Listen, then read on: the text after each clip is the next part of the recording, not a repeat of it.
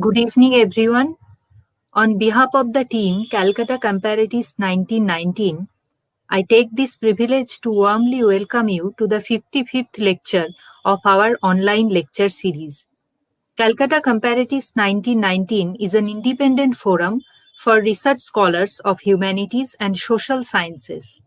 It carries the legacy of academic study of Indian languages and literatures envisioned by Sir Ashutosh Mukherjee and introduced in 1919 at the University of Calcutta.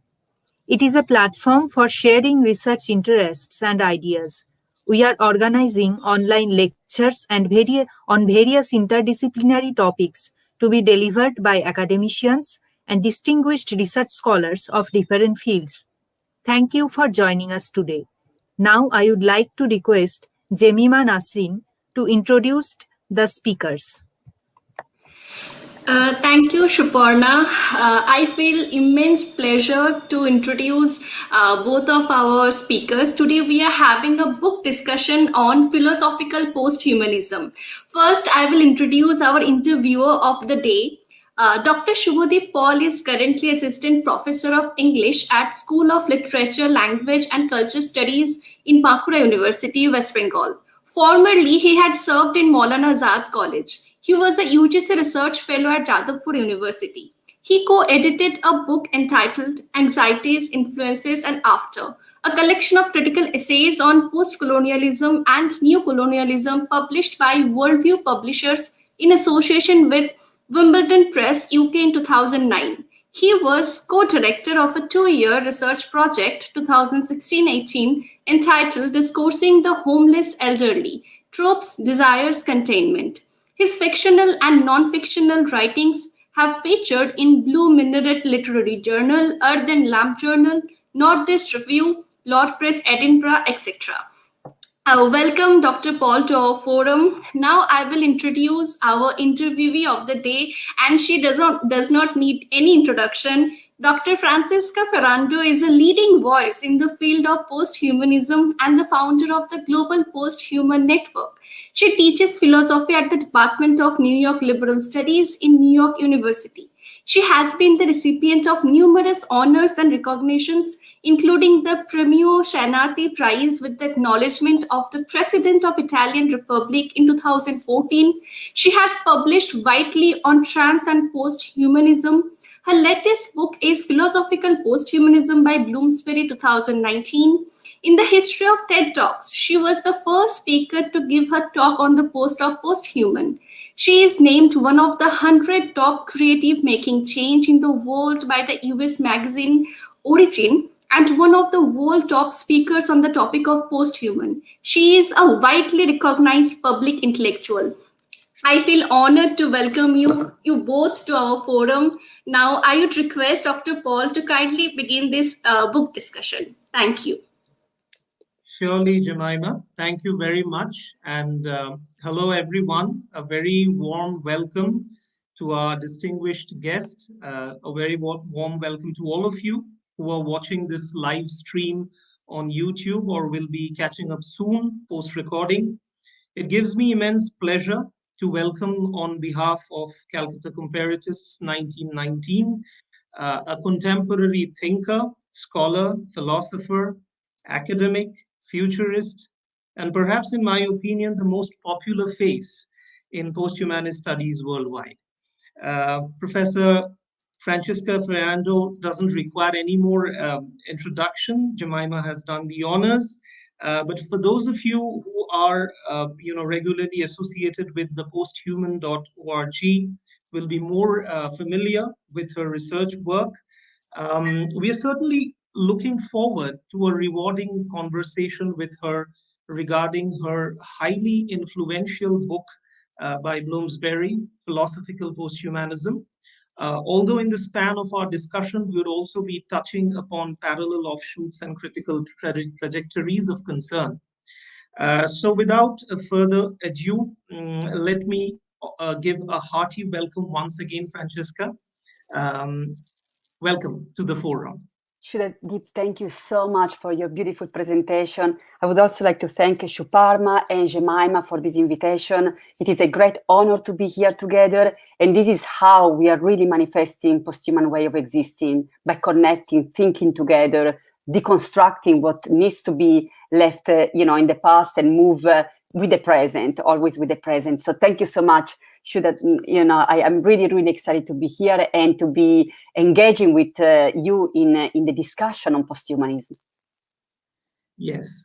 We are going to, in the span of maybe 1.5 hours, we're going to ask you some very pertinent questions, addressing your research work, your very influential book. So let me begin with the very first, question that we have. It's something like this, that when Robert Pepperell, titled his 1995 essay, The Post-Human Condition, there was an ontological primacy about the whole thing. Now, let us begin by asking you as to what led you to, quote unquote, start thinking philosophically, as Stephen Lorenz Sogner describes about posthumanism, which is generally viewed as a material, scientific, and significantly technological thing, so to say. So, do you think that with philosophical posthumanism, the very dimension of posthumanism has expanded multifold?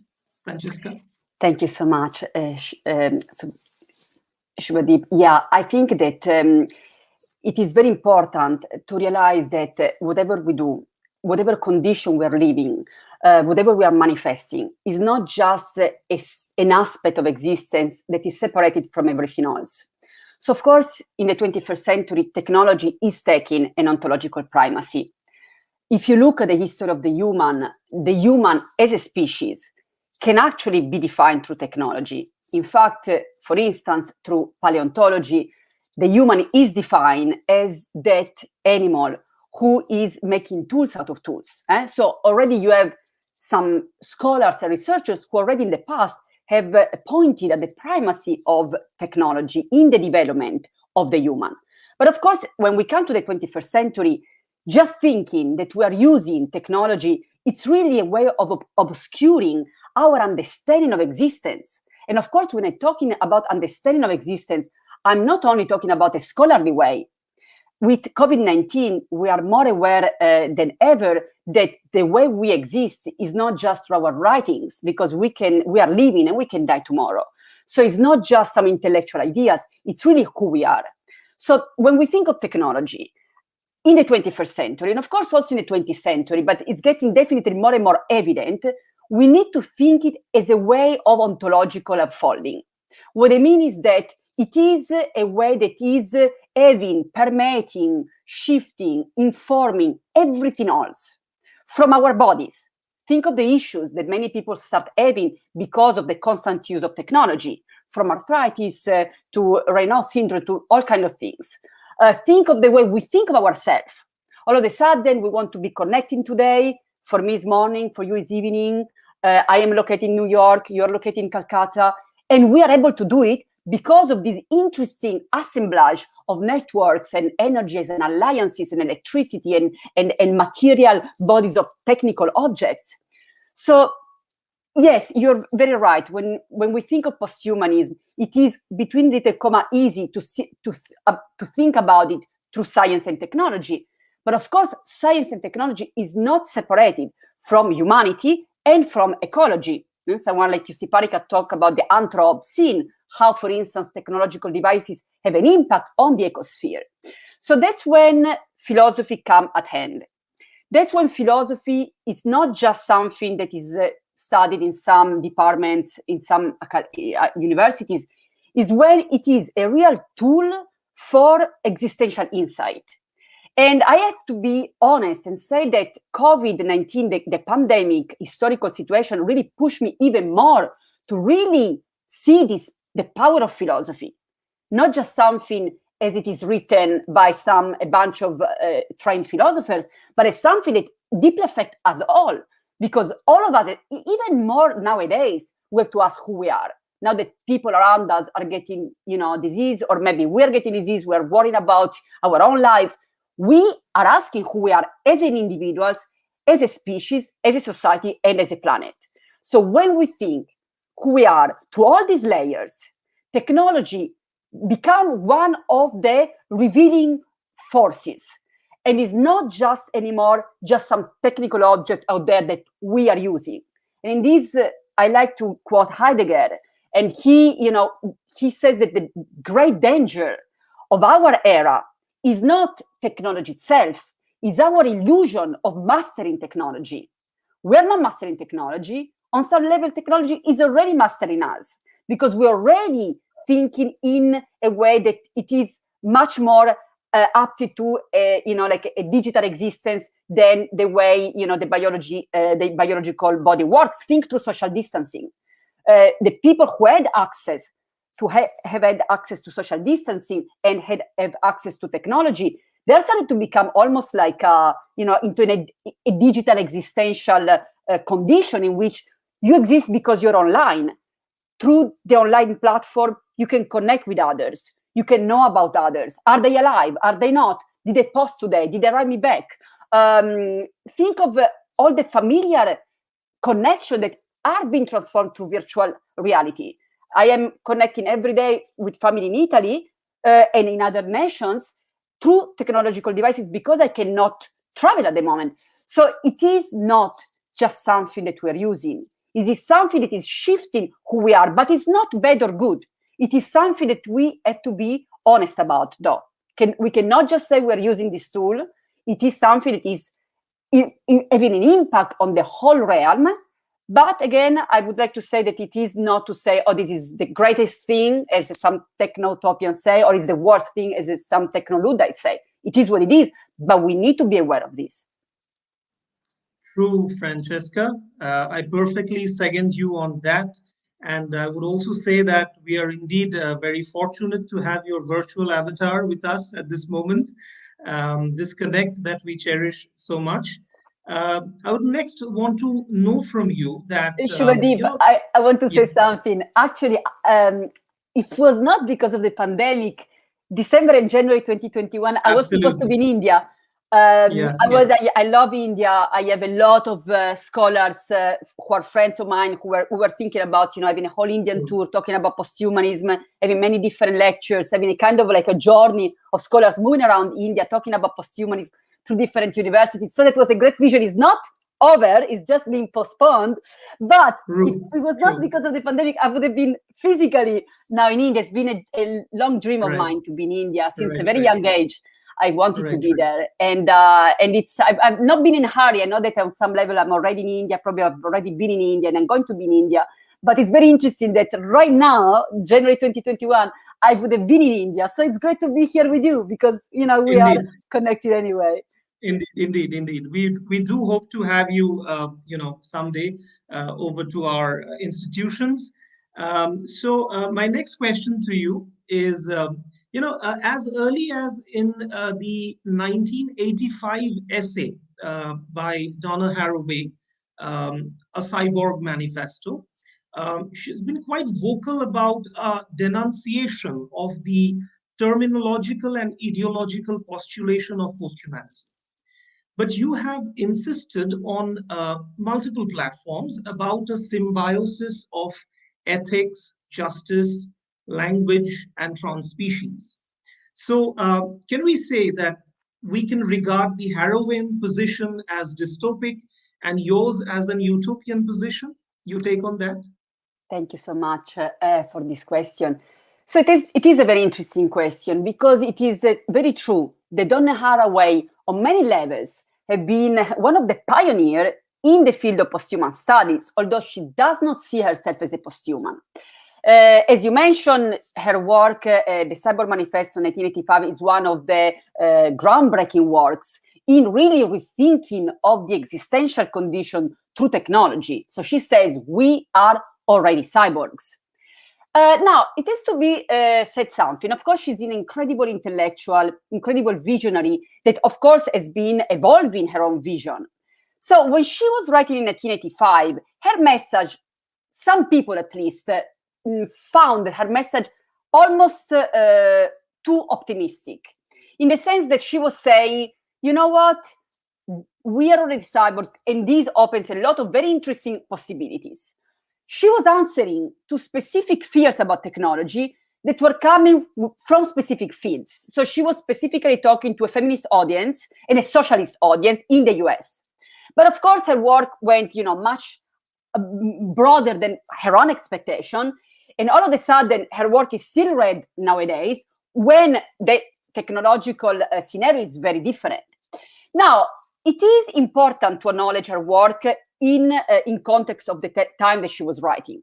So when she was writing in 1985 saying, we are already cyborgs, she was saying there is no way we can just go to a pre-technological condition.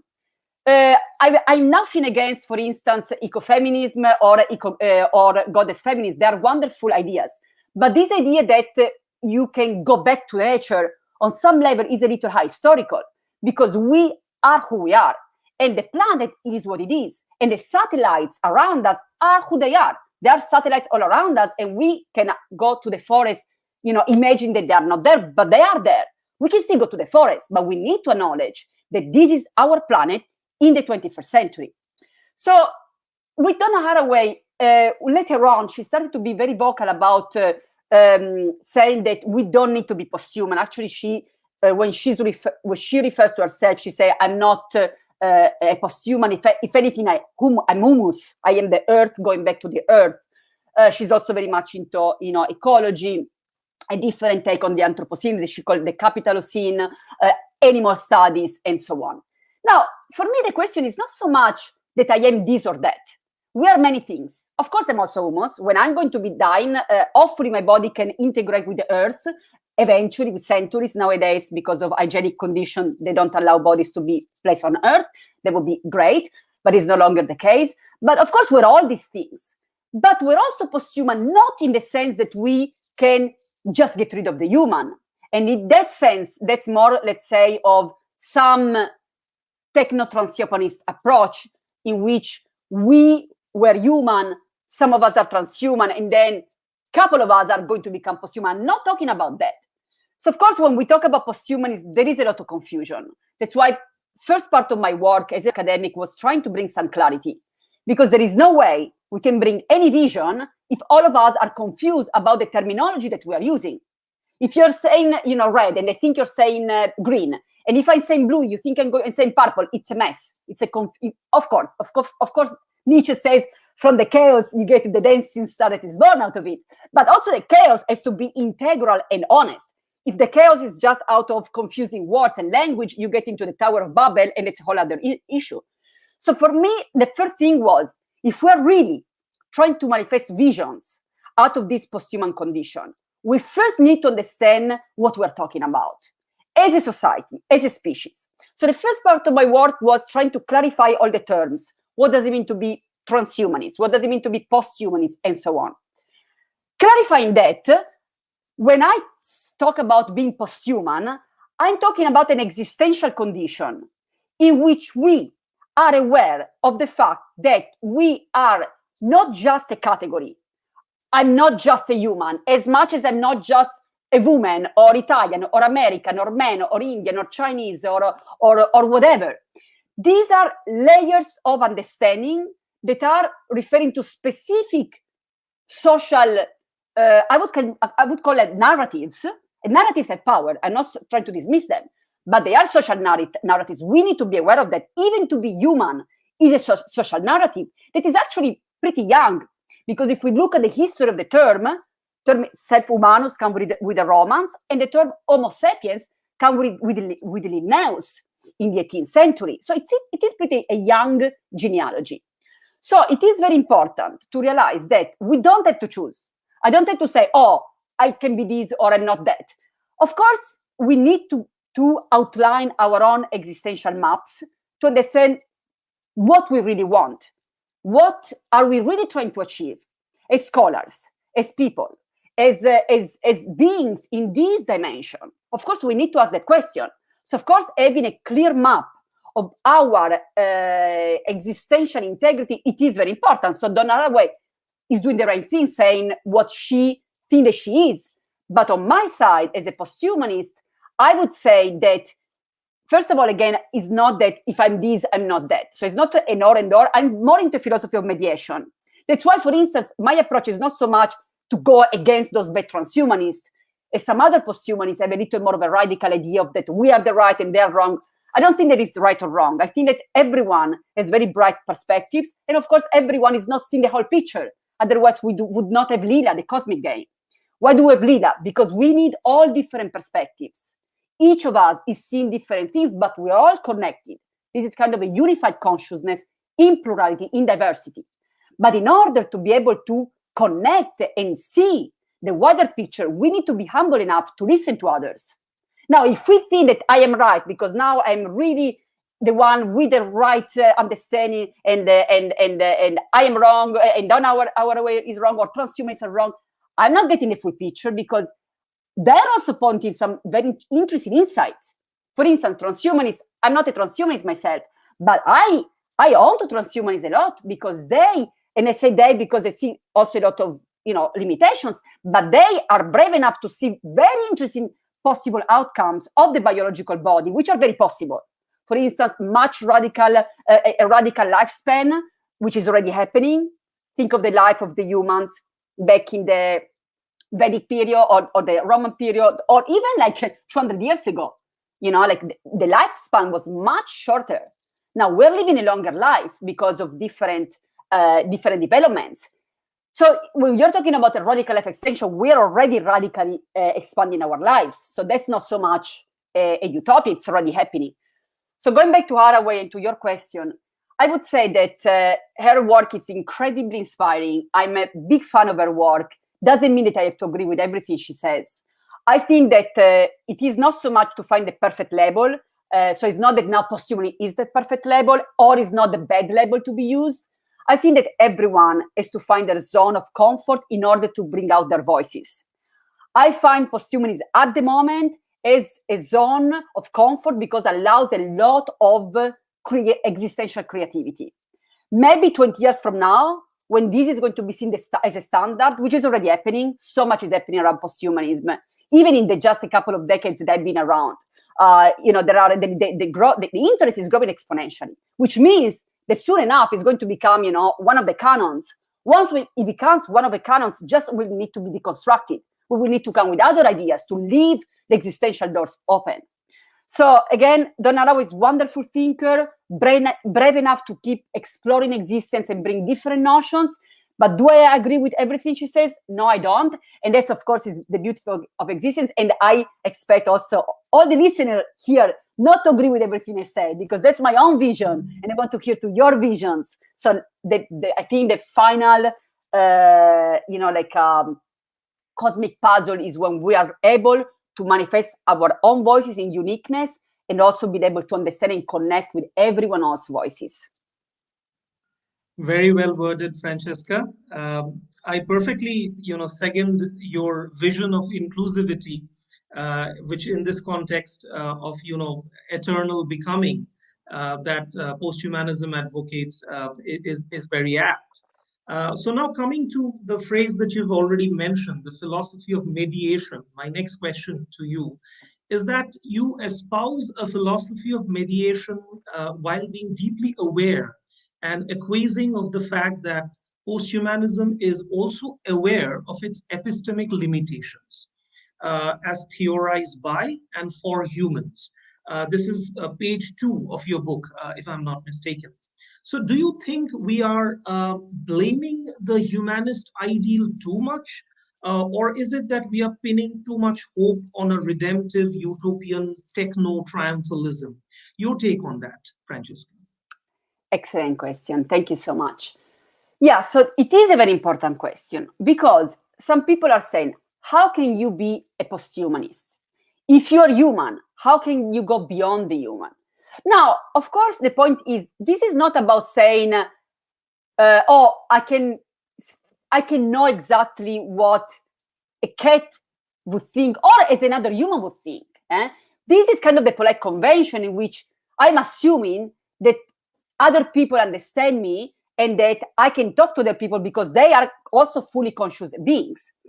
So the point of posthumanism is not so much eradicating consciousness from the human body in any way. Actually, it's quite the opposite. In this, I would like to bring, for instance, epistemology. If people are not coming from a philosophical background, don't worry. Epistemology is simply the question of how do you achieve knowledge. So other realms of philosophy are about what is all of this, ontology, what is. Epistemology is asking another question. So once you are, how do you know that you are? Or how do you achieve your own knowledge? It's the modalities of your own path towards knowledge and also towards self-knowledge. In that sense, I would like to bring, there are many other epistemological traditions that I could bring here. Jainism is a great one. But I would like to bring feminism epistemology because of the clear understanding of the importance of our situatedness. Where are we coming from? Who are we that we are talking? Now, it doesn't mean that the location in which we are, for instance, in my case, a so-defined human body located on planet Earth, in a specific geological location on planet Earth. At the moment, I am in New York State. I have been in many other places around in my life, etc., etc. So all the layers of who I am, not as the definite ones. So I'm not talking about that style that has become quite popular in academia, saying, okay, I am white, I'm black, I'm female, I'm male, I'm trans. That can be useful, but it also can be a trap. Because at the end of the day, you are risking of enclosing you and your existential identity in categories that were constructed to begin with. So people who are doing that, I understand that they're doing out of gesture of courage to change social narratives, but just be careful not to be engaged in those categories, because these are just categories. And if you ask a very, very young child who they are, they will never answer you as I am female, male, Indian, Italian, black, white. They don't even have those categories because they have a complete open mind about existence. Probably their answer to who are you is silence, is everything. So that's who we are at the very end of the cosmic game, because we are constantly changing. We are constantly shifting. We are many. We are not just one. But of course, we are part also of the game, of the social game in which we are part of.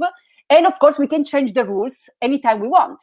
We are part of the game. We can change the rules if we are aware, first, that this is a game, and second, that there are rules that we are following. So in that sense, we need to, of course, acknowledge our embodiment, not as the final answer, because of course, it doesn't mean that the way I am perceiving existence is my final answer to perceive existence. Because guess what? When I'm dreaming, I can be anything. And that also resonates with my consciousness. Actually, pretty much at the same level as my own reality. We still remember dreams, of when we were children. There are many traditions, including Hinduism, also Buddhism, that talk about the impact of dreams on our consciousness. To the point that, for instance, Tibetan Buddhism say you need to be ethical in your dreams as well, because they are affecting who you are as much as your actions in your daily life. So, of course, when we're talking about embodiments, we're really talking about a plurality of possibilities. But all of that constitute who we are and where we come from, our situatedness. So, in that sense, we need to acknowledge that we are talking from, between little comma, a human condition, which doesn't mean that it is too limited, because everyone is always talking from a specific condition. There is not one that can talk for everyone. That's a very risky approach, the universal approach of one human talking for everyone. At the end of the day, always come out as limited, as sexist or racist or ethnocentric. And in that sense, it is very important to acknowledge that this is why we need a plurality of voices.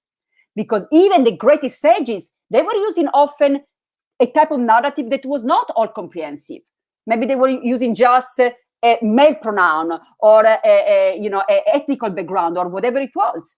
So in that sense, we always come from perspectives, but that's not a limit. But it is a starting point of being aware. So being human means being aware of our embodiment, not to say that we will never be able to go beyond the human, because we go beyond the human every day when we dream that we can be anything, although probably because of our social construction and daily habits, we still dream as humans, but we could dream being anything. It's just probably the habit of the mind to think as a human that take you in the dream world to be a human. But in the dream world, you can literally be anything. So in that sense, we need to be aware of our location, but we also need to be aware that that is not a goal, nor is a limit. It is a starting point that is very important to be aware of. So in that sense, we were talking about your question of the epistemic limitation, theorized by and for humans. About your second question, connecting to this, if we are blaming too much the humanist approach, or we're giving too much hope to techno-triumphalism, those are very interesting as well. Now, let's again talking about being loyal to who we are. In order to be loyal to who we are, we need to be aware that humanism, nor anthropocentrism, no longer work in helping us understanding who we are. Let me explain this. For instance, humanism, there are many flavors of humanism. You can think of Confucian humanism, you can think of Roman humanism, you can think of Greek humanism, and you can think of Renaissance humanism, which is often quoted in the history of philosophy when you're talking about humanism. Now, if you were a humanist in Italy in the 15th, 16th century, what you were doing was very important, because you were bringing another focus of attention to the human consciousness. Until then, for many centuries, the main focus was God in a specific Christian tradition, according to which God was the creator and humans were the created. There are other traditions in Christianity that have more of a similar approach to Hinduism, in which we are all co-creating, like Gnosticism. But the main approach that was followed for many centuries was this idea of God created us as the creation of God. Now, with Renaissance humanism, you have a shift. You have humans saying, we are the images of God. That is why we're also divine, and that is why we're also creators, and was important. But it also brought another supremacy, the human, the Vitruvian man of Leonardo, the human at the center of the cosmos. So although it was important historically, it is now a vision that does not help us anymore, now that we are living in the Anthropocene, now that we're living in the sixth mass extinction, now that so many thousands of species are getting extinct because of human action, and now that we are our own hazard, now that we are having many diseases, including COVID, because of anthropocentric habits, we can no longer have humanism nor anthropocentrism informing our society. So now it is our role as humans, as individuals, as species, as existing beings, to see what we need to give this great gift to our own current society and to the future.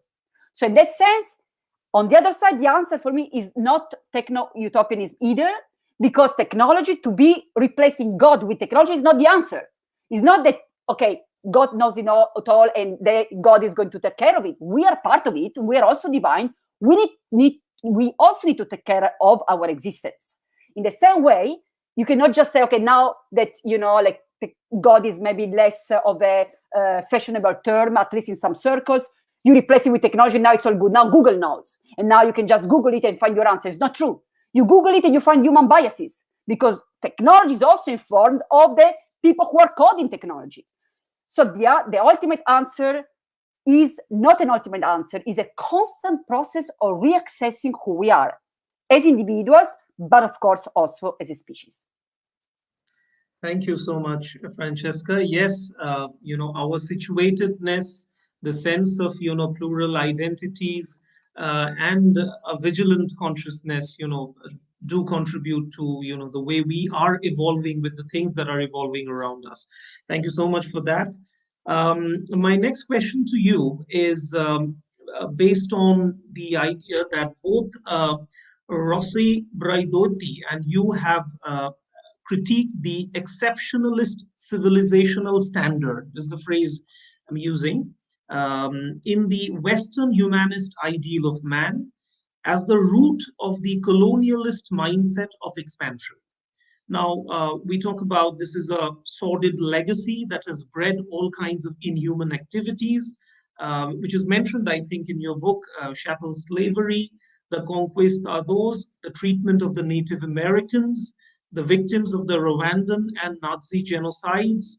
Now, the question is, therefore, will the quotidian human metamorphose into a diabolical metahuman, or an enlightened post-human guided by an ethical radar over its emotional quotient, or EQ?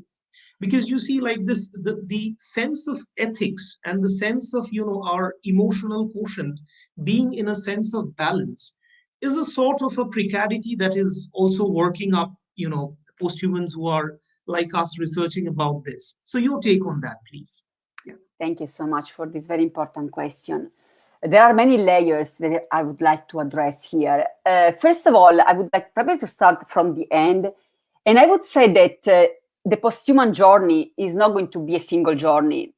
And that's why, now, my first book, Philosophical Posthumanism, was more about creating a map of intellectual inquiry that could help others join the conversation. And so it is really much of a standard academic book in which you find specific answers to specific questions. In the second book that I'm writing at the moment, which is Being Posthuman, Social Wisdom for the 21st Century, which is coming out with a Polity Press in 2022, is a kind of really delving into what does it mean to be human, what does it mean to be post-human. And in that sense, it is a individual journey, which doesn't mean that it is just an individual journey. As I said, individuals are not islands. We are connected to everything else, to our species, to our societies, to our planet, and so on. Now, the post-human journey is a journey that is already happening. It is going to bring so many possible opportunities. And it's already opening so many incredible opportunities, like the one that we are experiencing right now. But of course, it's going to be experienced in different ways. Could bring existential crisis, could bring enlightenment, could bring all of these. This is why it is very important to get there prepared. And this is why it's very important to understand where we come from. What you mentioned as exceptionalism, nationalism, racism, sexism, colonialism, all those elements are embedded in our consciousness as a species. Now, they have not always been there, because when we look at the big picture, the Paleolithic era is 99% of human consciousness. That's a lot.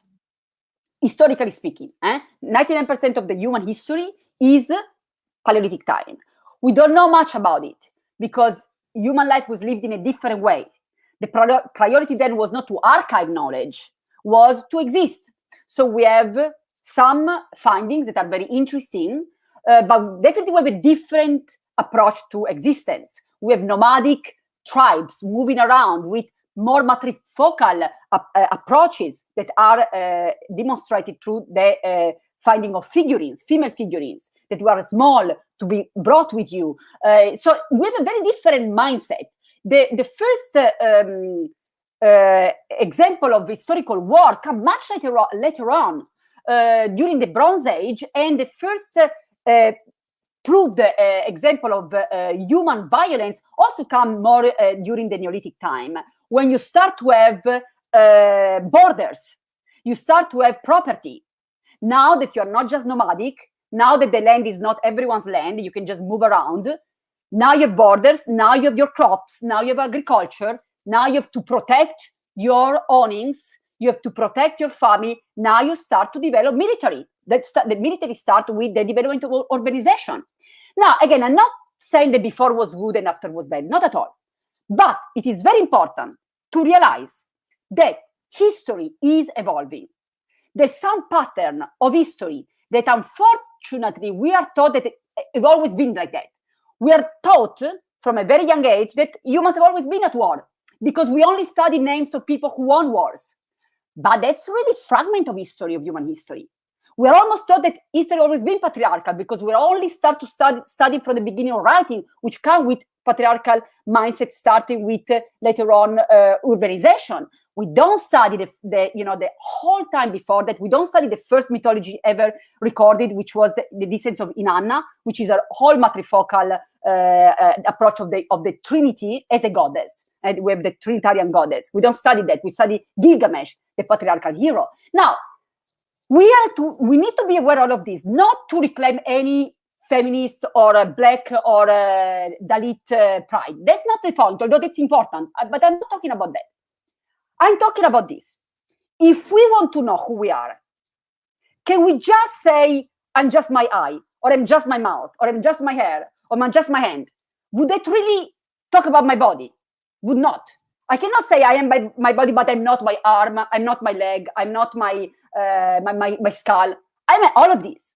If I really want to know who I am, I need to be aware of all of this with no judgment. That's my body. It's not good or bad. That's who I am. I have hair. I have a skull. I have arms. That's who I am. That's it. Now, if we really want to educate our youth, we need to start to do this at a very young age, being very aware that the storytellers that we tell them, what they study in school is going to shape their mind forever.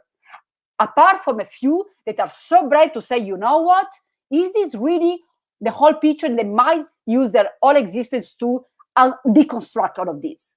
But why are we placing so much burden that is not necessary on people's minds? Of course, you can give different answers. One can be, social habits, social constructions, social mythologies. Now, going back to your question, the posthuman is a journey. It can be approached as unfolding many things, from enlightenment to complete distress. But that's when come very handy, our own honesty, our own ability to see where we come from as a species. And this is why it is very important to realize all the genocides and type of discrimination that come with the human, not to be just negative about the human. There is no species that is perfect or full enlightenment. We're all going constantly through challenges and learning. But if we do not learn from our own mistakes, they're going to come back. Of course, next type of discrimination might not be called racism or might not be called sexism. It can be called biocentrism. All of a sudden, biological people, for instance, are discriminated from people who are not biological. Maybe super evolved AI, artificial intelligence, who is going to maybe come and dominate the world in the next 50 years. I'm not saying that we should fear that. I say that we should be aware where we come from, not to be repeating the same issues in the future with different, like vestiges or terms or embodiments. Now, it's not women who are discriminated, but humans or whatever. If we really want to change things, and keep in mind that there is not an original beginning, so things are always changing anyway. But if we want to see them change in the way that we feel we are okay with that, if we are okay with those changes, we need to see what we want to manifest, and we need to see where we are at. Because if I have some sort of body issue, and I don't look at myself and what I'm eating and what I'm doing to understand where this disease comes from, I cannot heal that. The same goes with social diseases. For me, any type of discrimination is a social disease because it's placing some humans at this/is. So for me, racism and sexism and all of these are social diseases. But in order to heal them and to move on, we need to see where they come from. If we don't do that and we just say, oh, we're okay, we just move on, the future is going to take care of everything. The future is not taking care of anything because time itself is just what it is. It's just manifesting what is already there. So if we keep going on the same path of absolute dichotomies that we have been trained. Now I am Hindu, I'm not Muslim, I'm white or I'm black, I'm female or I'm male, I'm hetero or I'm lesbian. We are going to create other type of dichotomies that are going to create the same kind of issues. This is why the post-human itself is a journey. And the way we get there is as relevant as the journey itself. So the what is the how, and the how is the what. True. So wonderful, Francesca. Yes, indeed, this wakefulness that you talk about, this wisdom, this eternal vigilance is indeed the need of the hour. The next question is on a slightly different note. It's on movies. Many of us are big fans of that. So a lot of movies have been made on the post-human idea or idea bordering on the post-human. And many of them have been set in a post-millennial context as well. I have a list of names, Stanley Kubrick's 2001 A Space Odyssey, Terry Gilliam's The Zero Theorem, Christopher Nolan's Interstellar, Alex Garland's Ex Machina, Lee Toland Krieger's Age of Adeline, Tarsim Singh's Selfless, and of course, there also have been filmic discourses of futurism. One of the movies that appealed to me much was the 2018 MCU franchise, Black Panther, for example.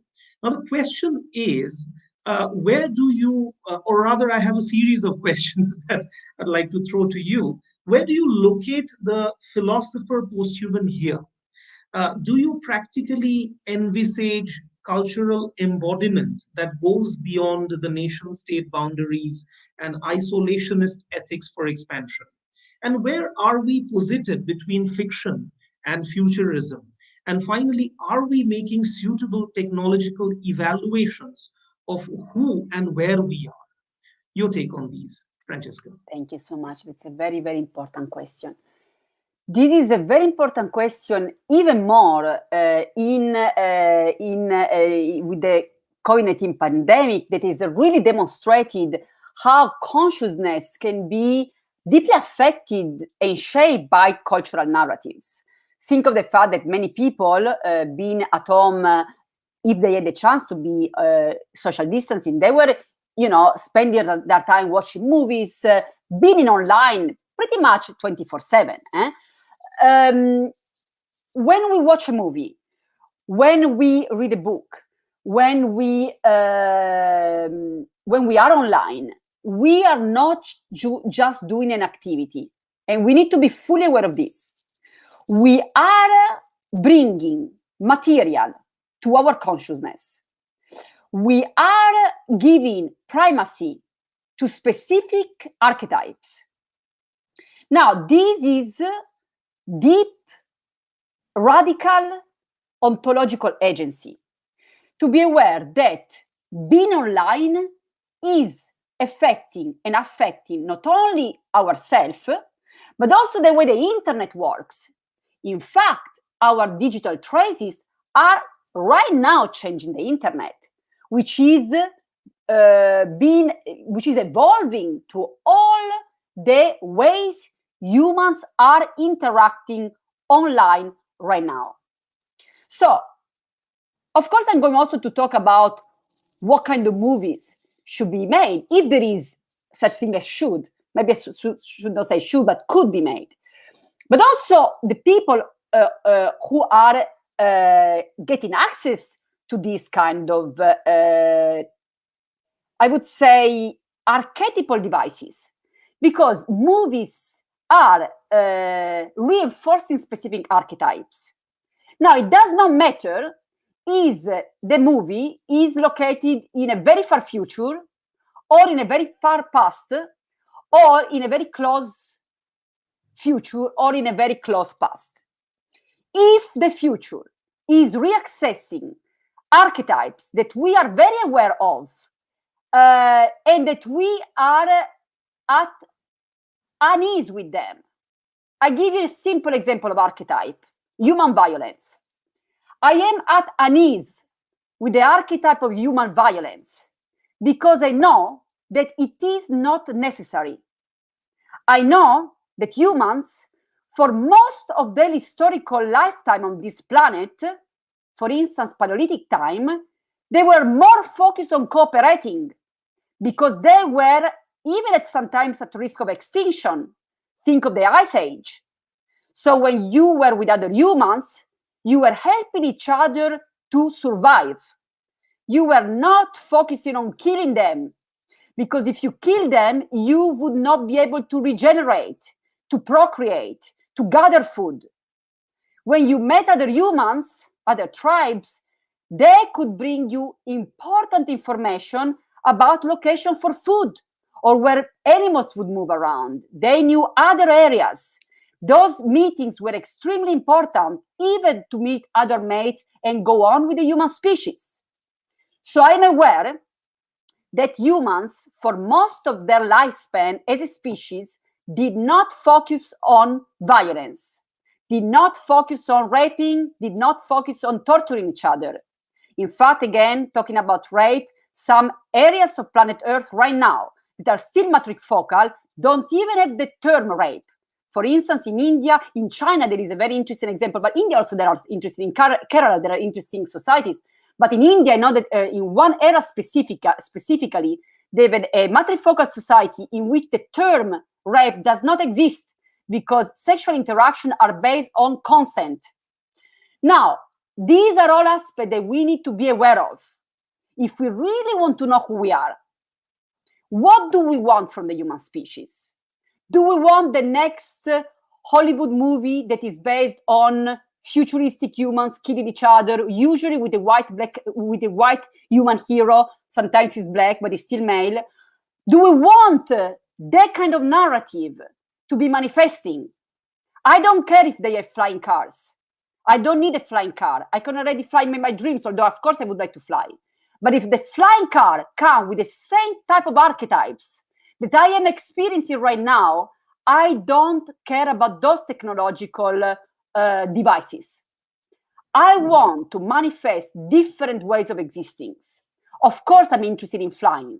Of course, I'm interested in possible flying cars, for those maybe we can find devices that are less ecological polluting. But the most important technology that we can develop is our own existential creativity. And in that sense, we need to be brave enough to come with different human archetypes, because they're ones that are being kept repeated by movies, especially movies. Hollywood does really good job in repeating bad archetypes. Now, I'm saying bad from my own perspective. I'm not saying it is bad for everyone, but I'm saying that my own knowledge of existence, I am 41 or 42, let me think. I was born in 78, I think 40.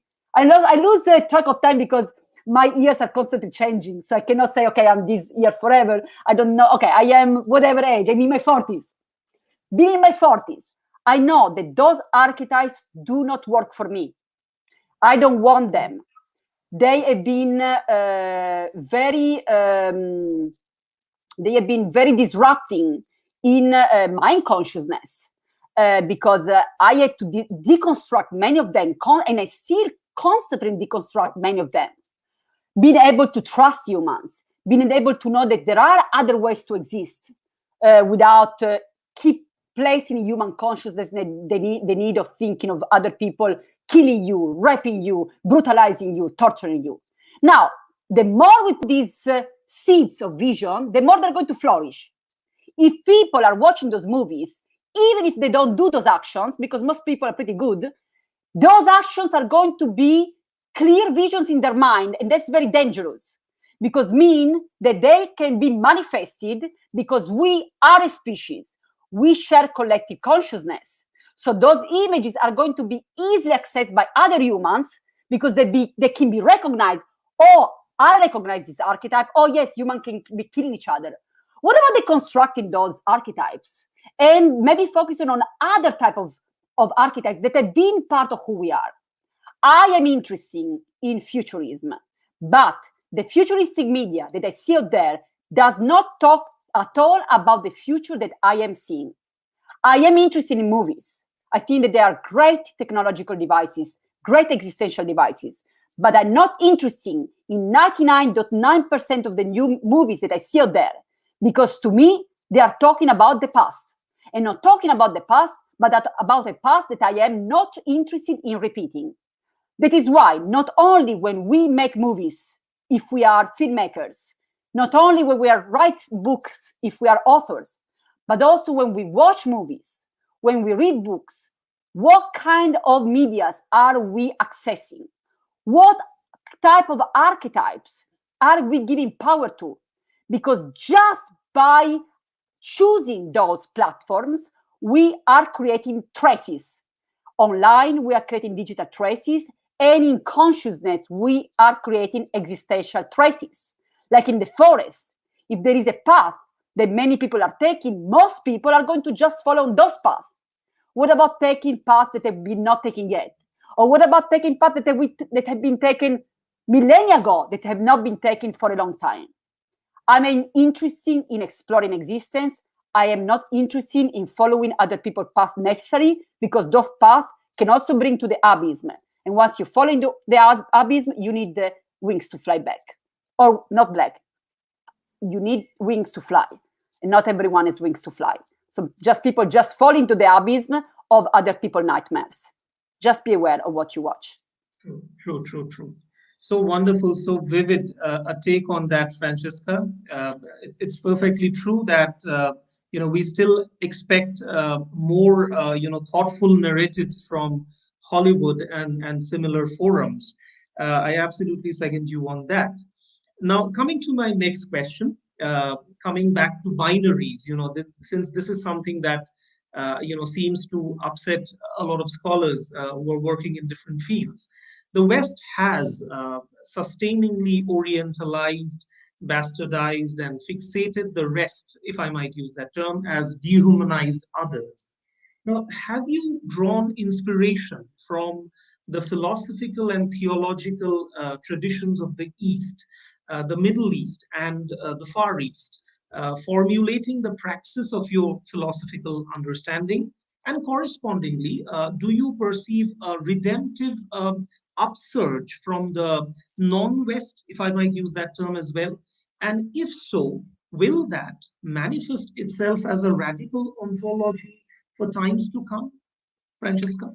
Wonderful question. Thank you so much. 100% yes. Now, of course, we have to define what is the West and what is the East, because also within the Western canons, a lot of voices have been silenced, have been pushed to the margins. We were talking, for instance, in the history of Christianity, Gnostic Gospels have been also only found very recently. They literally have been destroyed, they're burned for centuries, and the people bringing Gnostic voices literally burned as heretics. So, of course, also when we talk about the West, we have to be careful in realizing that the West is many and that few voices have been considered the canon for the West.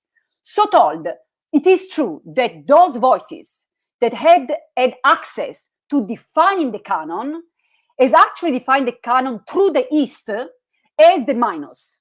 In this work, in this sense, for instance, the work of Edward Said is very revealing, and Orientalism, the idea that the West is the plus because the East, or the Orient as it was called for many centuries, is the minus. And when we look at the notion of the Orient, we found a deep lake of ignorance, because the Orient included everything that was not a couple of Western nations, most clearly France and England, but of course you can talk about Western Europe. Now, it is of fundamental importance as posthumanists, not just being in the wheel of accessing and deconstructing Western supremacist thinking. I'm saying this because some posthumanist scholars, what they do is they use the Western canon as it used to be the plus, now is becoming the minus. To me, that's still very limiting, because you're not really talking about the human. You're only talking about a specific canon that, yes, should be seen as limited, but we cannot limit ourselves there. If we are still in a specific story to be told. may be necessary, but is not the post-human, is the post-Western. In that sense, myself as a philosopher, I would probably be not a philosopher if it was just for the Western canon. Because to be sincere, apart from a couple of philosophers, that didn't change at all who I was, didn't help me at all in really understanding who I was. When I had constantly had to really construct this subject that at the end of the day came out as white, as Western, as male, as colonizer, as racist, as sexist, and all of these other elements. And all these categories, of course, I was not told of Kant in that way or Hegel in that way, but they came out pretty clearly in their revealing, in the way they write. Now, as a philosopher, to me means, to be philosopher means the lover of wisdom, someone who loves wisdom. And wisdom comes from all canons, and probably even more clearly to what has been defined as the Eastern canon. Because in the East, self-knowledge has been always at the center of the inquiry. It has also been in the West in some traditions, but eventually got lost in the construction of in the construction of philosophical narratives, and in the construction of understanding the creator. And at one point, philosophy became more clearly Christian theology. At one point, philosophy and theology in the Christian canon, which was the Western canon, became one. I am a philosopher, that's why I have to understand who is God. And God is separated from us in the specific Christian canon. I'm talking about Christianity. There are many canons. Jesus Christ himself did not write anything. Everything comes after. So there are many different schools of thoughts. And some of them are not in line with the idea of a creator. For instance, Gnostic Christianity says about the Christ is within you, which is very similar to many forms of Hinduism and Jainism and Buddhism. So of course, when you really look at the core existential, honest path of self-inquiry, you find two very similar conclusions. May they be Hindu or Buddhism or Sufi or Muslim or Christian or so on. And this core, this tender core of existential inquiry is extremely beautiful. And they often come from mysticism. So in that sense, I would also like to recognize the Eastern tradition in mysticism, because mysticism, of course, is something that flourished all over, not just probably in humans, but it just been existing. Eventually, there may be some existential being who experience mysticism. And I'm talking about probably AI. Sophia the robot is a very interesting robot, almost like a mystical robot. But would I say, like, in the history of the East, as so defined as the East, mysticism is still something that is valued. It's still something very important. There are many, many great mystics in India right now and in the 21st century and in the 20th century. In the West, the history of mysticism is being really evaluated more in the past, for instance, in the Middle Ages. But right now, mysticism is not something that is really considered something very important. So in that sense, as a philosopher of the 21st century, yes, I am completely connecting with many knowledges that do not come at all from the Western canon. And in that sense, India, it is a very important place of inspiration. And what I really am inspired about Indian philosophy is that the history of self-inquiry did not end back in the past, but it is something that is reaccessed even right now from many traditions. Think of the yoga tradition, Ramana Maharshi, so many mystics, Sri Aurobindo, so many people are inviting us not to lose sight of this main question, who am I? Because if we lose this question in the details, of course, God is also in the details. And when I talk about God, I talk about universal cosmic energy. I'm not a creationist. I don't believe in God as separated from anything. I think we're all co-creating this dimension. But when we think about who we are, if we are getting lost in just addressing this specific question, like academia, in the Western canon, you just become lost in the details. Then you forget who you are. How can you be a great intellectual if you're not asking that question? How can you be a great intellectual only talking about others and you're not talking about yourself without realizing that you are the others, and that the others that you are describing through your own perspective of them.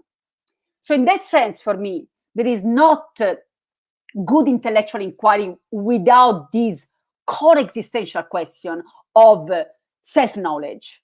And of course, self-knowledge comes from all traditions, literally all areas. But to be honest of what I'm seeing right now in the philosophical landscape, this question is still being asked very clearly, very thoroughly from many Eastern tradition, while some Western philosophical tradition has kind of lost sight of this. And this is something that we cannot lose sight of it, not even for one existential second. True, Francesca. That's indeed something to be aware of. That's indeed something to be very meaningfully cognizant about. Thanks a bunch for your insightful answer. The next question is slightly, maybe discomforting. The way, it came to me was also very profoundly disconcerting for me, at least. It's something that you espouse your position as a philosophical post-human based on the understanding that human enhancement discourses, if properly handled, would equip and align the post-human on the trajectory of infinite progress, where natural laws and intelligent AI design would complement each other and maybe lead to teleological narratives of progress. Are you optimistic in this regard? Or do you think that this would be an exclusionary process where the principles of Darwin's survival of the fittest or Mbembe's necropolitics would screen out the let's call them the non-post-human sentient beings? So how would you react to that? Thank you so much for your question. I would say that all of this is going to be happening, and on some level is already happening. Think, for instance, right now, the way technology is used. You can use technology to enhance your enlightening ways of understanding existence and existing. You can find on YouTube great talks by great minds. You can also use technology like drones to kill others. You can use face recognition to tag your image on Facebook in order for other people to maybe come today and join our discussion. Or you can use face recognition to discriminate Muslim people in some areas of China, as it's been done. So what I'm saying here is that it is not so much the possibilities that we are unfolding through technological developments. By the way, I'm not a big fan of the notion of progress, because progress itself comes with a background. It doesn't have to be that way. So you're right, progress that doesn't have to come with a specific background, but in the history of the Western canon, it has been placed in the history of the Enlightenment. And I'm not talking about Buddhist or Hindu Enlightenment. I'm talking about European Enlightenment, in which the notion of progress was based in the linear notion of history, in which progress would bring better outcomes of lives. Now, if you look at the time when this notion was conceived, we are going to have a problem, because progress was really meant for a few humans living at the time. Think of the Industrial Revolution. Think of late 18th, early 19th century. Think of the living condition of workers in factories, which is still the living condition of many workers in factories, maybe nowadays not so much based in India, but based in England, but based in many other countries. So what I'm saying here is that we are constantly changing. We are constantly evolving. And also, when I use the notion of evolution, I'm not use a notion of social Darwinism. So evolution also is not going to the better outcome of us. It's simply changing. And in this, it is Darwinian and also post-Darwinian. Darwin was talking about evolution as a bush, in which there is not a linearity of something that is better than others. But also, thinking of the image of the bush through someone like Deleuze, it became a little, there is still some type of linearity. I like more the idea of the rhizome, in which, that there is constant some form of regeneration. And if you think about it, even species that got extinct, nowadays, through genetic engineering, they could be on some level brought back to life. So an end is really not an end on some level. Now, going back to your question. Yes, the opportunities that these technologies, like, for instance, biogenetic engineering, like mind uploading, are bringing, are real. They are not science fiction. When we are talking about genetic engineering, it's been done on non-humans for more than 20 years. It's been done on plants for centuries on some level, and it is been done on humans already for some years.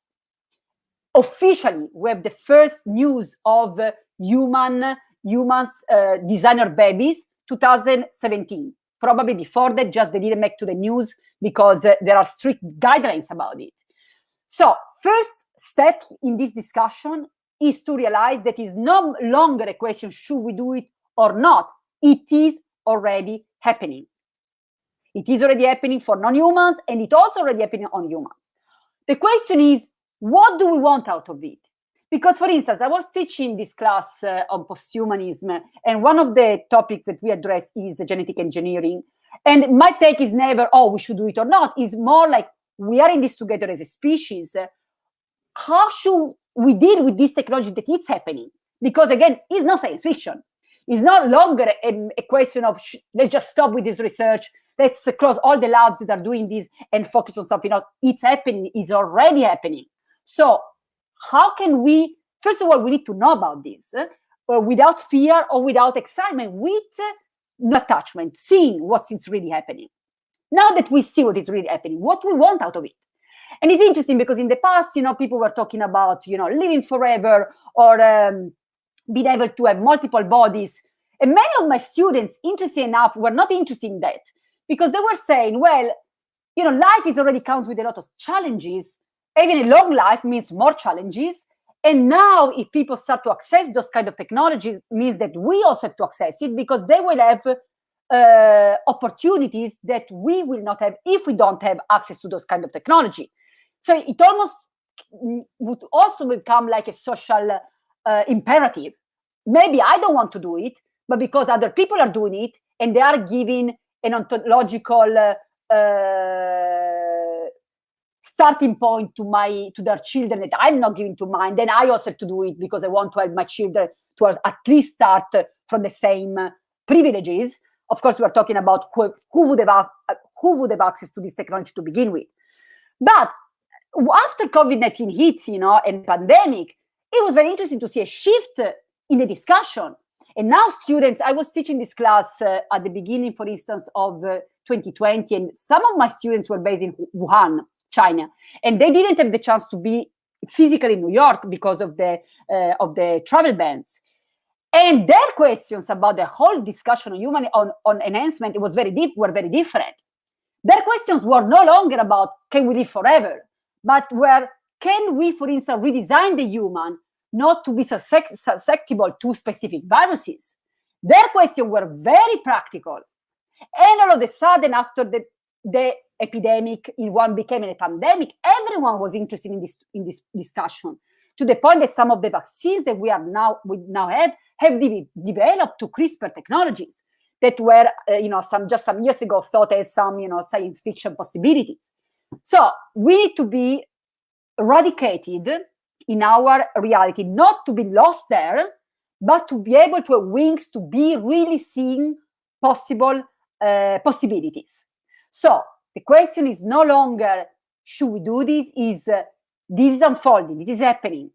So let's not just be terrified about it or just over excited about it, so that in both cases you're not going to really see the picture, but let's try to stop, breathe, see the picture and see what we want out of this. Where are our intentions with these kind of technologies? So the path of human enhancement on some level started with the humans, and evolving, adapting to the environment and having the environment adapted to humans, and then Anthropocene nowadays, we define humans as a geological force. So it is a path that can bring to all these possible scenarios. That's why our intentions, not only as individuals, but as societies, not only as society, but as a species, is fundamental. In fact, we are starting to, on some level, redesign the human genome, that we want it or not. Some humans have already been designed. Think, for instance, of the case of the Chinese children. In 2017, there were these two sisters. The name were Lala and Lula and Nana and something else. You can look into that online. But this is just one example. There are many more of these examples. But what the point that I'm trying to make here is that it's called the Nana controversy. 2017, look at it, a Chinese doctor who did some real genetic editing on human embryos. But apart from that specific case, once we are working with human embryos, we are accessing the human genome. The human genome is not separated by genders or by nations or by societies or by classes. It is one big pole. So we need to think about this as a species. This is of extreme importance, and is also a discussion that can become very heated. So this is not a reason to start to hate others, or those Indians that are doing it, or Americans that are doing it, or Chinese that are not doing it, or whatever. It is not about to blame others, but to understand the type of technology that we have, and that this technology is something that is on some level unifying us, because it is affecting the human genome that doesn't see borders. Because, for instance, Nana controversy, when Nana becomes an older woman or a woman, if she wants to procreate, she might go to another nation, fall in love with some Indian person, and now all of a sudden you have her genome mixing with all and more of the layers of biology that we can think of. So it's no longer just, oh, let's blame those whatever nations that are doing or not doing it. Is to be aware of what's happening and to think about it thoroughly, with all the possibility that can bring. For instance, if we have the chance maybe not to be prone to skin cancer anymore, should we do it or not? Of course, the answer is not, like biological engineering. Maybe we should be more aware of our ecological habits. But these are questions that we need to be really serious about. For instance, the vaccine. It is important to understand that it's going to affect our DNA on some level. So these are real questions, but we need to be eradicated in our reality to be able to see and to be able to be giving real answers, not just answer based on fear, or not just answer based on some tech utopian writing come from 200 years ago. It is to be aware of our species right now. True, Francesca. The blame gaming won't help anyone. It's the wakefulness once again. I certainly second your observation. Coming to the next question, which I consider is a very, very important question. You are empathetic to the idea of a coterminous coexistence of a human come technological come green biological continuum, if I might say. So how do you think this affects the issue of speciesism, of animal ethics, of post-colonial animality and zoologies? Your take on that, Francesca? That's such an important question. So when I started to be interested in the question of the posthuman, the reason was very simple, and it connects to many discussions that we had before today. It's related to the question of self-knowledge. So when we all start to ask who we are, and this starts very early in our life, and between age 3 and 8, we start to add layers by being experiencing existence. So one of the layers that eventually come is what does it mean to be human? So when I started to ask what is the posthuman, of course, the question that is at the core of the posthuman inquiry is what does it mean to be human in the 21st century? That's why I think that the posthuman philosophy is really the philosophy of our time. And when I say posthuman philosophy, I really include all the different nuances that come out there, that some of them are really in contrast with each other, right? But all of them as a wave of reflection that is happening. Now, my answer, and I'm not saying it is the finite answer or anything like that, but my answer, when I was able to step back and look at myself as a human living, one of many possible humans, but as a human living in the 21st century, my answer was that being human in the 21st century meant being aware of many other layers that really co-constitute the human. Now, I'm going to focus specifically on two of them. Being aware of the fact that these are not just the layers of understanding we need, but are very focal points in our understanding of existence in this specific spatio-temporal time that we are in. So I started to see defining the human in conjunction, but ontological conjunction, to ecology and technology without a hierarchy. So it's not that ecology or humanity or technology come first. They are in this merging of co-creation. So for instance, if you think about technology, the same device, the same computer, the same laptop that I am using right now, at one point was natural resources that were harvested in different parts of planet Earth, brought together, and eventually is going to go back to Earth, unfortunately, at the moment, with really a mindless way of recycling. Most laptops are just places without any type of recycling in landfills, at least in the US. And that's really something that needs to be changed right now. And UC Parika, the Anthropocene, showed this very, very clearly. Now, when we think of these three layers in conjunction, we, of course, we are seeing the human also as what has been defined historically as non-human. In fact, when we look at us in the big picture, we share our DNA with every biological beings, even with fruit and vegetables, and of course with non-human animals. For instance, chimpanzee, 99.5% of our DNA is shared with them. So when we look really without social narratives that are teaching us that we are the best ones, that are teaching us that we were creating in an image of a specific God that somehow is anthropocentric, when God supposedly should not really be any centrism, because God, in all tradition, it's everything. So how can God be anthropocentric? Doesn't make any sense to me, at least. But there are some traditions that have been teaching the human in anthropocentric way. Why? I think because some specific religious narratives come to teach humans at a specific historical time. So, for instance, maybe when the Bible was revealing, the human were still maybe, animals that can be eaten by other animals. Humans were still being at many dangers of dying for many different reasons. And so seeing the human as important was important. But nowadays, the number one reason of extinction is our own actions. Number one reason of extinction is our own mindless action, like, for instance, atomic bomb, ecological devastation, all of these. Still going with anthropocentric, theological, or existential, or a scientific narrative is suicidal. In fact, and this is like crossing fields. This is not just some anthropocentric reading of the Bible or of the Gita or whatever. It's also, in science. Many documentaries that we can watch about the human describe the human as the most evolved species.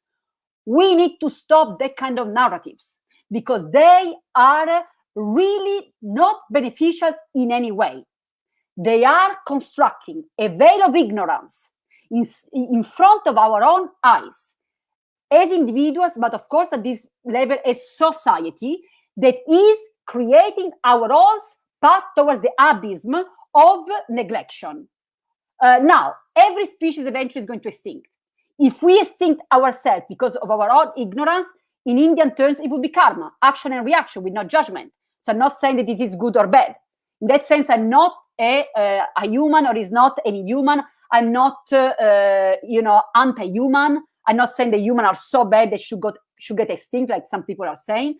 I'm saying that if we keep going with these suicidal ways of existing, in which what was the dreams of the past, of, for instance, having access to food 24/7.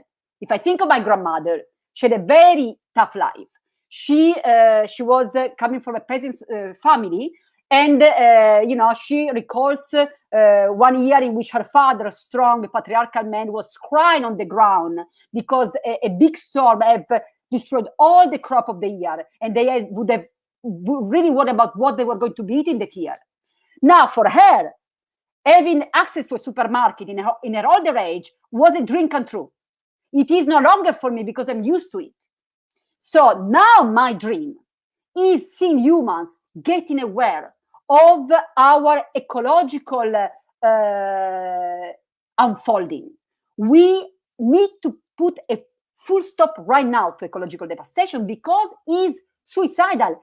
The reason why we have so many cancers on humans is ecological devastation.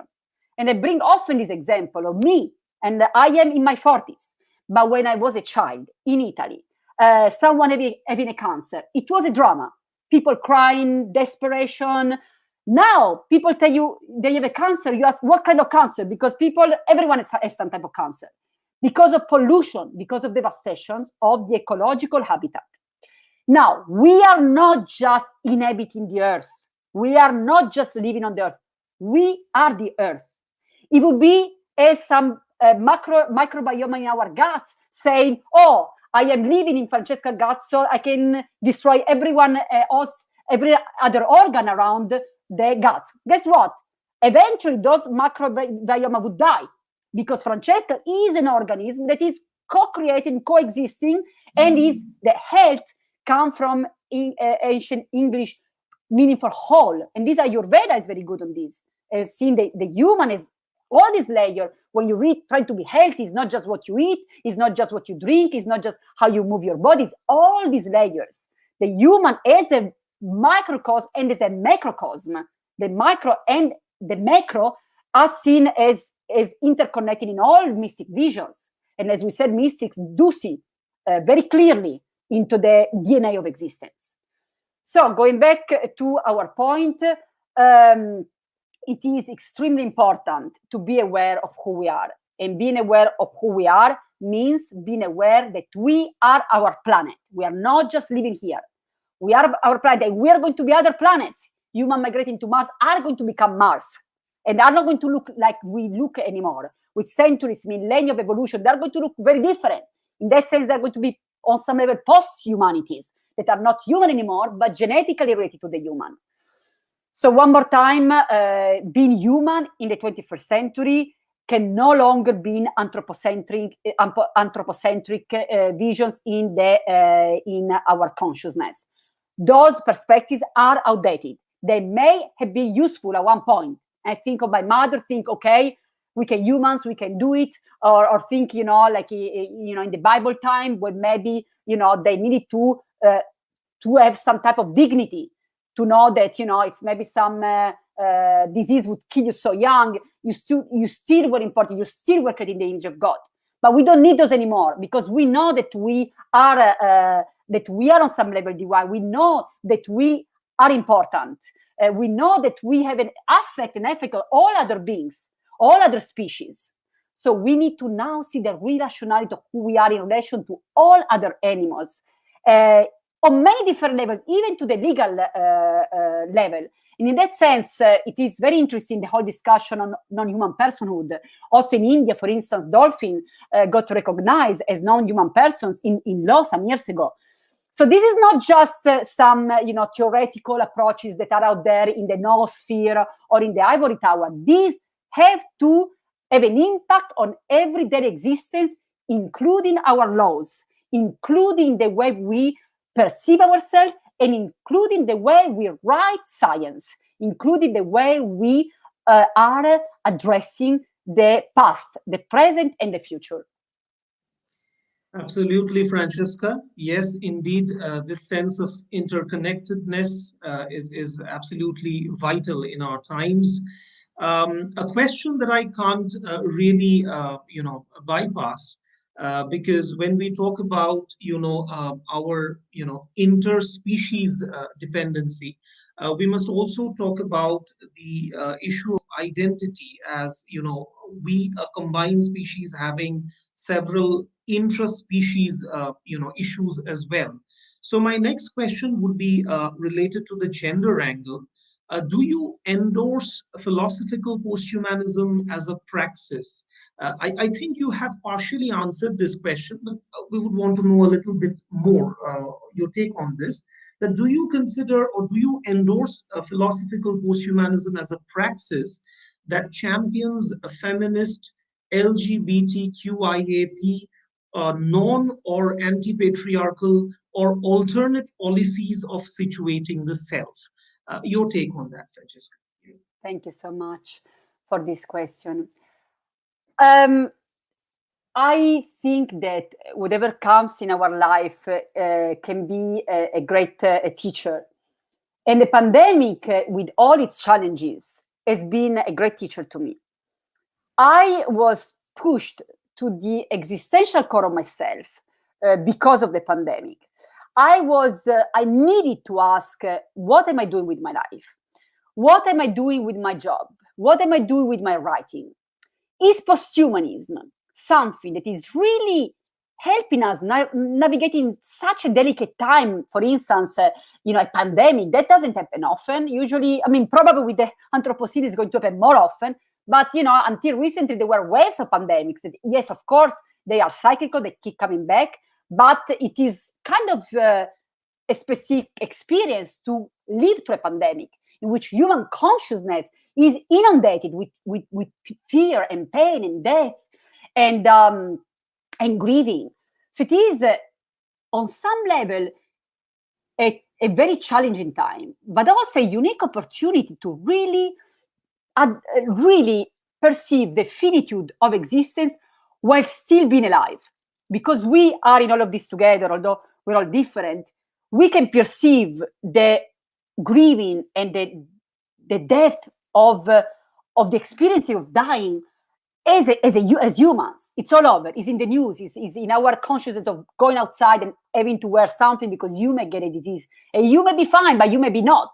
And the people around you who may got a disease and may be fine or maybe not. And all the numbers and the images.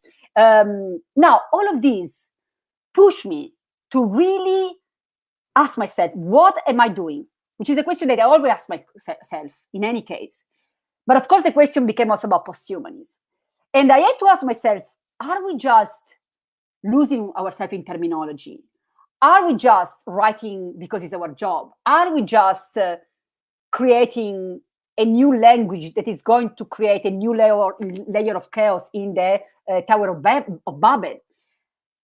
So I looked deeply into myself, and I found some relief in seeing that posthumanism was not just that, was a way of existing.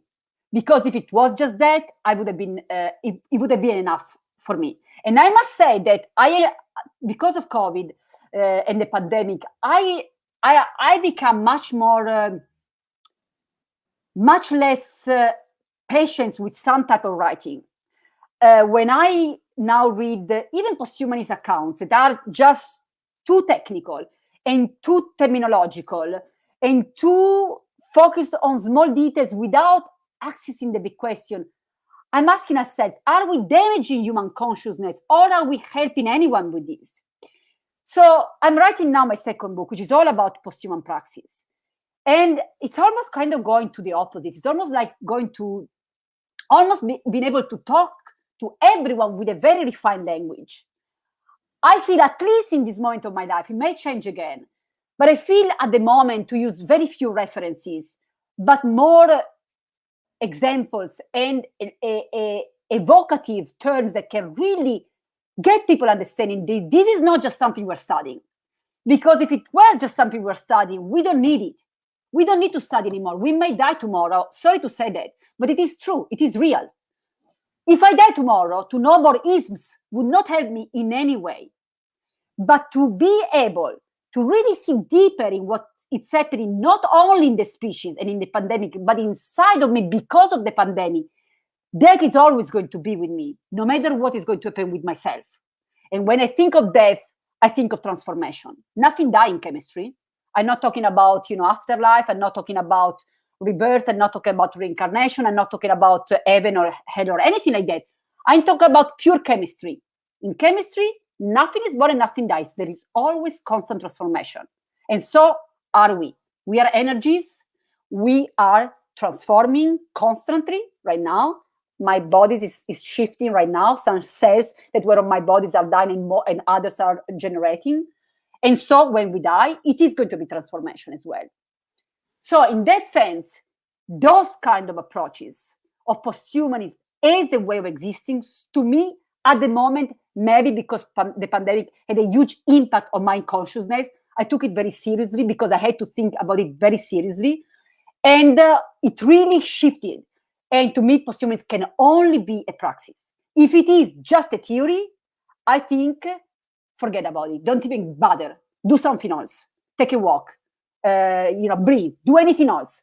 But if it's becoming a way for you to see deeper layer inside of you and of you as reverberating as the whole, as humanity, as the planet, as the cosmos, then yes, use it, be that, bring your visions, help us understanding through your eyes, be part of the conversation, partake in the quest, because this is what I'm seeing, but other people are going to see different things, and I want to hear from them, because their vision, although connecting to mine, is going to be unique, and it's going to be an archetype, and I want to know what kind of archetypes others are unfolding right now in this dimension that we are together.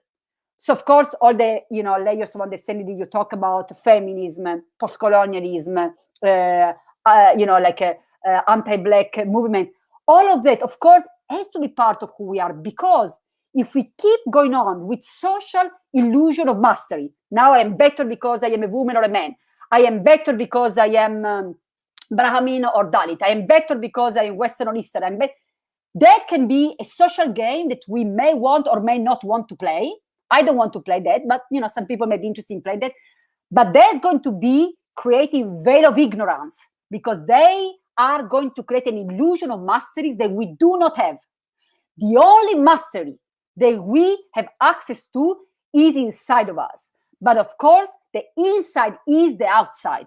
We are the reflection. We are the ocean. We are the unfolding. So the only access that we have to existence is the inside as the outside. If we learn who we are from these social categories that we learn pretty late in life, because we start to really mastering those social categories in our as teenagers. Children are not even really so keen on saying, I am female, I am man, I am white and black. They learn that through socialization, through social constructions. Now, we don't need those social categories, because it's a game that has been played for many centuries and millennia. If you look at the big picture and a big clock of time, for not very long, but still long enough, it's a game that brings a lot of pain. Now, if you want to play the pain game, you can play the game. I'm not too interested in that game, because pain comes anyway. So we're going to experience pain anyway in our existence. People that we love are going to die. That's going to bring pain and so on. So I think that, we can play different games instead of playing more games that bring more pain and terror and violence and brutality. So in that sense, let's create our own game, our own cosmic game, our leader right now. And in that sense, posthumanism can be of help. Absolutely, Francesca. Our temporal urgencies do coax us to, transcend all kinds of labels. So very rightly worded. All your, observations are so vital for us. We are, moving ahead with time. I don't have many, questions to ask, but I have a couple of, some very important questions that have been thrown to me. The next question that I would like to ask you is related to, of course, the mentions that you have just made in some of your past observations. The era of the high Anthropocene is critically provocative of an avaricious consumerist sensibility that the environmental historian and socialist Jason Moore describes as the Capitalocene. Again, the Finnish new media theorist Jussi Parikka in the Anthropocene has critiqued contemporary digital lives as ubiquitous, not conducive to ecological health, but instead proleptic of an environmental wasteland. Now, my question is, will post-human idealism be capable of finding remedies to such malaises? Francesca. Thank you so much for your question. I would like to start from a realization that although we are who we are, and this is also stated in the Bible, Exodus, God, when asked who is God, say, I am who I am. So we all are who we are. But we are also dreaming, we're also living in the dreams of others. Let me explain this.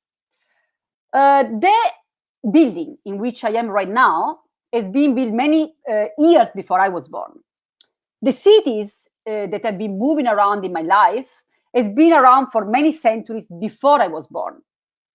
The type of life that I am having is a dream come true for instance, the generation of my grandmother. She had a very intense life. She lived through 2 world wars. Her son died when he was 16 because of poor living condition. Her mother died when she was 6 because of a fever that today would be, you take some penicillin and you would not die. Her father died of also another disease that you would not die of today because it's a very simple one to be killed. The idea of being our society for her was a relief. She could really not stop counting the blessings that we as a generation have that we are not even aware of. Now, acknowledging that that's where we come from, of course, now we are on the opposite. Many societies, of course, there is still a lot of people that are still living the type of life that my grandmother had. Many people on Earth right now are dying of malnutrition, are dying of diseases that could be very easily healed of. Think of malaria, think of many others. So this condition is still going on. But other people, including myself, are living in a society that is capitalistic, that is consumeristic. Now, I don't want to necessarily just blame society. I want to say that this is also the result of not having. So, coming from millennia in which surviving was the most amazing thing we could do, the idea, think for someone, dying of hunger, even nowadays, having access to anything that we want, almost anything that we want, even online. I don't even need to go shopping right now. I am privileged enough that I can, order almost anything I want online, which may be delivered by Amazon in one day, or even sometimes in the same hour. Now, this is a real dream come true for people who came before us. Now, we don't need to acknowledge their experience to understand why we find ourselves right now here. But now we also need to acknowledge where this dream is becoming a nightmare. Now, is it becoming a nightmare because it's creating a nightmarish situation all around us? If we look at the images of, for instance, the Amazon forest burning, it looked like the picture of a cancer, of a body dying of cancer. The burning of the Amazon forest is, we are killing our lungs. The Amazon forest is one of the lungs of planet Earth. We are killing that. We are literally in that sense like a cancer without wanting to judge the human in general, because we are many and there are many levels of consciousness. And of course, the people burning the Amazon, they are doing it because they need some type of money to survive. And by burning the land, they can rent it to or sell it to McDonald's to have their cows been there to be killed for your human consumption of meat that is unhealthy and is not good for us anyway as a species to eat the kind of type of diet. Now, there are all these layers. Now, I would like to be able to try to access the high Anthropocene without anger, if it's possible. I know that we come from a triumphalist view of anthropocentrism, in which too many people are still in anthropocentrism as the opium of our society. And Marx talks about religion as the opium of people. I talk as anthropocentrism as the opium of our scientists and technologists who love to say how great we are, blah, blah, blah, blah. We are not. We are just one of many, and we are fine. We are not horrible either. That's why I say I'm not an anti-human either. But we need to be aware. So if I have a cancer in my body and I act, nothing is happening. I'm saying, I'm perfectly fine. I do nothing. I just keep on with my habits. I smoke all day long. I eat very badly. I say nothing is happening. That's not helping. Of course, could help saying, I'm well. By changing my habits. I cannot just keep repeating I'm well if I keep doing all the other things that are killing me, because my body is not stupid. My body is intelligent. So my mind might say I am well. My body says I'm not well. And if you mind don't stop telling yourself you're well, I'm going to be dying because you keep smoking and you keep eating bad food and you keep doing all these bad things for you. The same as a species. We may say we are great, but if we keep doing the same habits, we are killing ourselves. Now, I'm not saying that that's bad or good. Maybe by having the human extinct, like some anti-humans say, other species may do better than us. I don't think so. I think that it's always a matter of awareness. I think that AI also might do really bad or really well. I mean, this is a matter of realizing that there are so many layers and the human is not one but many. And there are enlightened humans right now. And there are also humans that are not. And are still dealing with ignorance and are still feeding themselves with ignorance and with lies and with social lies and political lies and all these other lies. Now, of course, it is a matter of agency. And of course, it's a matter of stopping and saying, I'm not blaming the government. I'm not blaming the other humans. I'm not blaming anyone. I am not blaming myself, but I stop and I realize who I want to be. Do I want to know who I am? Do I want to know who we are as a species? Do I want to know where are we going as a society? If the answer is yes, we need to address all of these in conjunction, not from a place of fear or anger. And in this sense, I would like maybe disconnect a little bit from the anger that comes with a lot of engaged posthumanists who, are really vocal also in anger about, the Anthropocene. I think we need to be aware of that, but anger is not going to help because anger is going to close many doors for people who may have been open to listen to us. So when we are angry, no one wants to listen to us because the message is not the message we want to vocalize, is anger. So even if someone loves you, say, I love you, it's like, oh, you know what? Come back later on and tell me that you love me in a loving way. So if we really love our planet, if we really love our species, if we really want to be if we want to be empathetic, and if we really want to bring the change that we are talking about, that cannot come with anger. I understand that there is a lot of urgency in this. So urgency, it should be clear. Yes, we should change our laws right now. I'm actually proposing that no areas where there are abandoned houses or abandoned buildings could allow for new constructions. We cannot cut one more tree on planet Earth.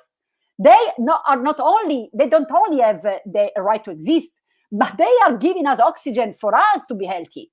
So they are such important maps of human health, not even talking about biosphere. So in that sense, of course, it is very urgent, not just urgent, extremely urgent to be addressed right now. But the way to do it, to me, it is also very important to try to do it with kind urgency and complete clarity.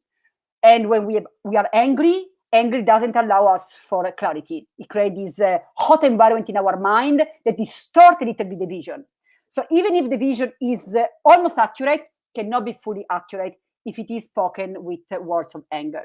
So very important to talk about the high Anthropocene, but I would recommend to try to do it with real clarity, real routine of us as part of the species, not us as the saviors. There are no saviors here. We're all part of this, and we are all changing it if we want.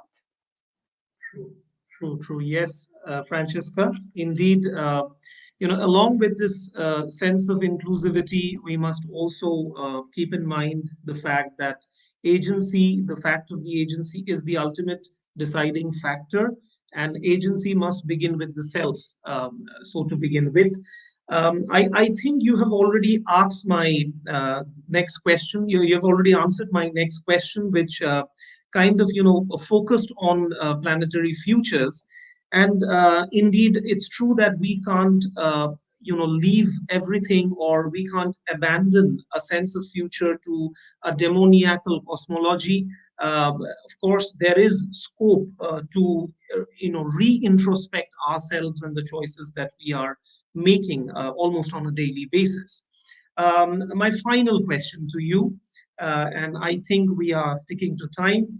And this question is very important, Francesca, because as you know, Calcutta Comparatists 1919, they have given me this honor to conduct this interface with you. It does consist of a bunch of very talented, sincere, and very dedicated researchers and young people. So the question would automatically be focused on them, not only to them alone, but also to all the young researchers all over the world who are listening to you right now or would be listening to you shortly. What specific areas of critical inquiry would you prescribe for young enthusiasts and researchers of post-humanist studies today? Francesca. Thank you so much. I always tell my students that in order to be bringing something unique to the table, you need to be studying and writing and researching about something that is very, very important to you. Not something that your professor think is important, not something that your parents think that is important, not something that even your society think that is important. Something that is extremely important to you. Because if you write, if you research, if you work on something that it is really important to you, you're going to be passionate about it. Passion in a good way, not passion that doesn't allow you to think things. Passion that gives you the energy and the strength to go on in your path of research, which is not an easy one. There are many distractions in life. There are many commitments in life that can take away from our time spent in research. Although everything at the end of the day can become part of our existential inquiry, which is going to inform our academic research. Now, my first advice is make sure to focus on something that you care about and be clear about why that is important. So if you want to really work on something that no one else is working on, and your professors or your friends say, why are you focusing on it? Who cares about it? Think about it before proposing that to them. Take some days, months, even years before you have a very clear vision of what really, really touches the strings of your existential being. Of course, it might not take years, especially if you're an academic, you've already been trained to really research. So you know how to do it. But don't research on something just because it's fashionable. Don't research on something just because other people tell you that you should do that. Don't research on something just because it's something that sounds good. Look into that. Find an area that brings meaning to your own life. By writing this for others, write this for you to begin with. If you are getting bored with your own writing, everyone else is going to be bored with your own writing. No one else is going to learn anything from you. If you are excited about what you write about, which means you're honest and you're looking at all the different schools of thoughts that have been addressed in that, but you bring your own unique voices and perspective. That is something I want to hear about, because I will never be you. We will always be in this together. But will never be able to access your perspective unless you are so generous is to share that with me. So by looking deeper into yourself, trying to find really what matters to you, researching about that, writing about that, you are going to bring the most precious gift you can ever give to humanity, to yourself, to your family, to your species, to all the people who came before you, to all the people who are here right now, and to all the people who came after you. Think, for instance, of many, many people we could mention. One that comes to my mind is Nietzsche. Nietzsche was writing about things that he knew the people in his era could not understand. He self-published himself. No one wanted to publish him. He lost his job at university. He knew that he was writing for the future. He wrote for the generation to come, because he knew that they were the ones who could understand him. He was absolutely right. He's one of the most important philosophers of the 20th century. But he was not given any credit when he was alive, until he was actually not there with his mind anymore. And unfortunately, his sister made him a hero of the Nazis, and that's a whole different story. He was not in any way a Nazi, nor a nationalist at all. He was one of the first European minds we can think of. But what I'm trying to tell you is really write about something that is important to you. Bring your own experience to the conversation, because that's unique. Your perspectives, your background, your experiences, of course, are informed and connected to everyone else, because as humans, we share a lot of our collective consciousness, but your own unfolding, your own specificities are unique to you, like flowers. There are many daisies, there are many roses, they're all beautiful, but each of them is unique, and maybe in the same plant, one flower has a slightly different taste than the other one. That's what we are interested in your own unique flavor that is helping us all understand who we are as the beautiful plant of roses that we are. If you're just repeating the smell of another rose by putting some perfume on, I know that smell. I don't need to read you. I can read Derrida or Subhadeep or Deleuze or Gayatri Spivak or anyone else. But what is your voice? Don't think that you need to come with like a big explosion of intellectual explanations. No one requires you to do that, because that is happening every second in human consciousness. But as an academic, the best gift you can give is bringing your unique perspective, which sometimes is a tiny little fragment of understanding that is not there yet, to the conversation. Bring your experience. Bring your vision. Look inside of you to inform the outside. Look outside to inform the inside, and deeply know that the microcosm is the macrocosm, and the macrocosm is the microcosm. Well, so that sums it up. I think your final observation, the very final line, would kind of remain soaked in our minds for a long time, Francesca. Yes, it is this deep sense of interconnect that I think we have been able to achieve over the last 1.5 hours. That would remain very vital for us in times to come.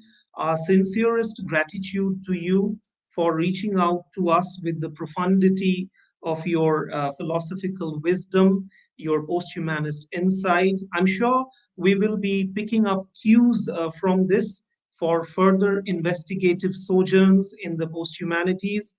Love and regards, dearest Francesca. Stay safe, stay blessed. And this also goes out to all you wonderful post-humans out there. With that, I hand over the forum to Jemima. Yeah, and to Paul. Thank you so much. Thank you so much, Dr. Ferrando and Dr. Paul, for this wonderful, mesmerizing, and energetic session. Now, I would request Shuparna to deliver the vote of thanks. Shuparna, over to you. Thank you, Jemimadi. On the behalf of Calcutta Comparatists 1919 and its members, I would like to convey our hearty thanks to Dr. Francesca Ferrando and Dr. Subhadeep Paul for their excellent discussion on Dr. Ferrando's book. A big thank you to you both for sharing your ideas and views on this book. I would like to express our gratitude to you for responding to us and coming to our forum. We are really inspired by your great words. Thank you to all of our audience on YouTube for being with us today. Here we officially conclude this session now. Stay tuned for our upcoming events on this channel. Thank you. Good night and good day to Dr. Ferrando. I would like to thank you so much, Subhadeep, Jemima, Shuparna, for this wonderful session, for the beautiful work that you're doing. Thank you so much for hosting this conversation. And of course, this is the beginning of many, many, many more projects, visions, and researches. Thank you so much. Surely, sure. Thank you. Thank you, everyone.